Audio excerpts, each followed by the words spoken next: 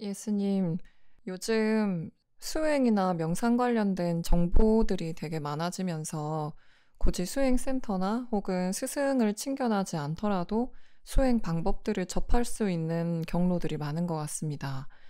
그래서 보통은 수행을 어느 한 곳에서 집중적으로 하기보다는 지식적인 측면에서나 혹은 조금 얕은 수준에서 많은 정보들을 접하는 쪽으로 하면서 자기가 생각한 그 수행을 맞춰나가면서 라이프 스타일을 꾸려가는 분들도 많으신 것 같은데요. 이런 현상들 속에서 스승을 가까이에 두면서 스승의 가르침에 따라서 수행하는 것이 그것과 어떤 차이가 있는지, 그렇게 해도 어떤 부작용들이 없는지 한번 여쭤보고 싶었습니다. 네, 이게 수행법이 되게 이제 간단해 보이고 테크닉은 간단한 것 같아도 막상 이제 그거를 수행을 해 보다 보면 그 수행하는 과정에서 만나는 여러 가지 어려움들이 있고 또 그거를 이제 실제로 실천해 나갈 때 방법적인 측면이나 이런 데서 좀 막상 우리가 몇 가지 정보만 가지고 해 나갔을 때는 상당히 어려움이 많이 따릅니다. 굉장히 수행이 이제 섬세한 거거든요. 예를 들어서 우리가 요즘은 유튜브 같은 데 보면 산에 갈 때 뭐 산에 갔다 온 사람들의 그런 유튜브가 이렇게 많이 나오는데 그런 걸 보고 우리가 산을 막상 찾아가 보면 그 화면 속에서 나오는 정보들은 되게 제한된 정보고 막상 가보면 그보다 훨씬 어렵거나 길을 찾기가 좀 어렵거나 이런 경우도 되게 많거든요. 직접 거기를 가본 사람에 의해서 지도를 받는 것과 그냥 몇 가지 정보만 가지고 그 수행을 하는 것에서는 상당한 차이가 있어요. 수행을 해 나가다 보면 그 군데군데 그런 이제 수행의 어려운 지점들을 만나게 되는데 그런 지점들마다 자기 판단을 조금 잘못하면 또 옆길로 새고 그런 경우가 되게 많은데 먼저 그 길을 한 번이라도 경험해 본 사람들은 자기가 경험한 정도 수준까지는 그래도 이렇게 사람들이 옆길로 새지 않고 큰 문제 일으키지 않고 갈 수 있는 거를 좀 지도해 줄 수 있기 때문에 그래서 가능하면은 도저히 어쩔 수 없는 상황 같으면은 이제 혼자서 뭐 정보를 가지고라도 하는 것이 좋을 수도 있겠지만 그래도 수행을 할 때는 가능하면은 그래도 자기 인연에 맞는 어떤 스승을 찾아서 그 스승의 지도를 받아가면서 하는 것이 훨씬 안전하고 또 올바른 방향으로 수행을 할 수 있는 그런 길이 됩니다. 스님, 그러면 요즘은 여러 스승들이 많기도 하고, 요즘은 특히나 이제 심리학이나 뇌과학이나 이런 현대 과학이 발전하면서 때로는 그 지식이 스승이 되는 경우도 있는 것 같습니다. 그런데 그런 지식들이 오히려 더 많아짐으로써 수행이 진전하지 못하고 어떤 게 맞는지 갈팡질팡하다가 이거 하나 경험해보고 저거 하나 경험해보고 저거 하나 경험해보다가 오히려 수행의 방향이나 수행의 동기마저 잊어버리게 되는 경우도 있는 것 같다고 생각이 드는데, 이런 지식들 사이에서 저희가 지혜로 향상하기 위해서는 좀 어떻게 스승을 찾고 수행터를 찾고 어떤 것을 조금 더 중점을 두고 수행 방법이나 그 수행 방법에 대한 여러 지식들을 좀 접해야 하는지, 그런 것들도 좀 한번 여쭤보고 싶습니다. 일단 그러니까 이제 부처님 같은 분이 계시면은 가장 좋겠죠. 부처님 같은 분이나 실제 이제 뭐 아란이 되신 분이나 이런 분들을 우리가 인연이 돼서 만날 수 있다면 그분의 말에 따르면서 그냥 시킨 대로만 해도 아무 문제가 없는데 지금 시대는 그런 분들이 만나기가 쉽지가 않고 또 자기 스스로 깨달았다고 하지만 그게 또 객관적으로 검증되지 않은 경우도 상당히 많습니다. 그래서 요즘 같은 시절에는 특히나 좀 부처님의 가르침에 대해서 어느 정도의 그 방향성 그리고 목적, 방법 이런 것들을 좀 어느 정도 견해를 바로잡은 다음에 그 그런 견해를 좀 배우고 그 견해에 맞게 또 그 부처님의 가르침에 맞게 살아가는지 이런 걸 어느 정도 이렇게 그 처음에 스승을 정하기 전에 검증하는 시간이 좀 필요합니다. 그래서 이제 그런 과정을 거치고 나면, 그래도 저분의 가르침은 그래도 부처님이 말씀하신 그 법에서 크게 어긋나지 않게 말씀하시고, 그리고 살아가는 삶도 크게 이제 뭐 어떤 계행이나 이런 게 잘못되지 않았다. 그러면은 그런 경우에 이제 가서 직접 배우면서 이렇게 하면 좋은데요. 그래서 이렇게 스승을 정하기 전에 그래도 어느 정도 우리가 그 스승에 대해서 뭐 정확히 알긴 어렵겠지만 그래도 큰 틀에서 우리가 이제 알 수 있는 그 기준이 바로 이제 그런 바른 견해라고 하는 부처님께서 말씀하신, 그래도 우리가 수행을 왜 하는지, 그러니까 그 방향성은 어떤 거고 수행이라는 게 뭔지 이거를 정리한 가르침이 사성제거든요.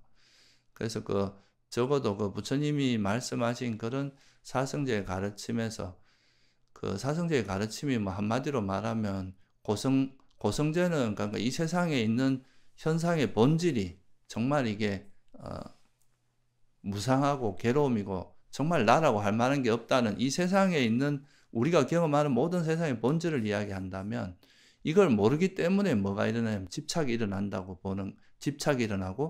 그것 때문에 괴로움이 일어난다고 보는 게 집성제의 내용이에요. 그리고 이제 이런 고성제에 대한 어리석음이 사라지면 가래도 사라지고, 그러므로 인해서 괴로움도 사라진다고 하는 멸성제고. 그러면 이걸 어떻게 이런 걸 알 거냐? 이거에 대해서 설해준 게 이제 도성제란 말이죠.